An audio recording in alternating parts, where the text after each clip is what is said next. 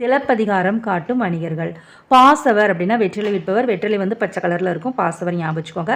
வாசவர்னா நறுமணப் பொருட்கள் வந்து வாசமாக இருக்கும். அப்போ வாசவர்னா நறுமணப் பொருட்கள் விற்பவர். பல்லின விளைஞர் அப்படின்னா பல வகையான இறைச்சிகள் விற்பவர். இறைச்சி பார்த்திங்கன்னா நமக்கு பல்லுன்னு தான் சாப்பிட முடியும், ஞாபகம் வச்சுக்கோங்க. உமனர் அப்படின்னா உப்பு விற்பவங்க. உப்பு விற்கிறவங்க வந்து உம்முன்னு உப்பு விற்கிறாங்கன்னு ஞாபகம் வச்சுக்கோங்க. ஓசுனர்னா எண்ணெய் விற்பவர். எண்ணெய் வந்து ஓசில் ஊற்றி கொடுக்குறாங்கன்னு ஞாபகம் வச்சுக்கோங்க. காருகர் அப்படின்னா நெய்பவர். நெய்பவர் வந்து காரில் போகிறாங்க. அடுத்து காளியர் அப்படின்னா பிட்டு விற்பவர். பிட்டு வந்து காலி ஆயிடுச்சு அப்படின்னு நினச்சிக்கோங்க. கூவியர் அப்படின்னா அப்பம் சுடுபவர்.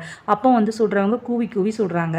அடுத்து பகர்வனர் அப்படின்னா விற்பவர். விற்பவர் வந்து தங்ககிட்ட இருக்கிற பொருளை வந்து மற்றவங்ககிட்ட பகிர்ந்து கொடுக்குறாங்க. அடுத்து துண்ணக்காரர் அப்படின்னா தையல்காரர். தையல் தைக்கிறப்ப தூங்காமல் தைக்கணும், இல்லாட்டி ஊசி வந்து கையில் குத்திரும். தோளின் துண்ணர் அப்படின்னா தோல் பொருள் தைப்பவர். பிறர் வினையாளர்னா பிறர் செய்கிற வேலையை செய்கிறவங்க, ஏவல் செய்வோர். கண்ணுள் வினைஞர் அப்படின்னா ஓவியர், அதாவது கண்ணு நல்லா இருந்தால் தான் ஓவியம் வரைய முடியும். மண்ணீட்டாளர் அப்படின்னா